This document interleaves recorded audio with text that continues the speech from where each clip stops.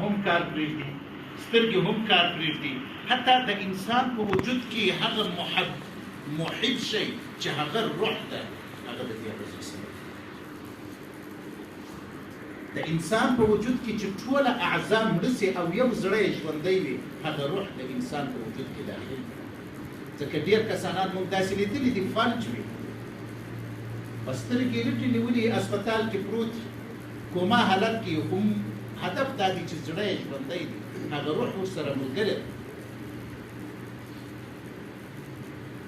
ځوان د ټولنې زړه دی، او تاسو په دې پوه سواست چې زړه د دې ټولنې حیاتي عضو ده، بلکې د دې تر څنګ د دې ټولنې څه چې اعضا دي هغه ټول د دغه عضو سره تړلي. او پیغمبر صلی الله علیه وسلم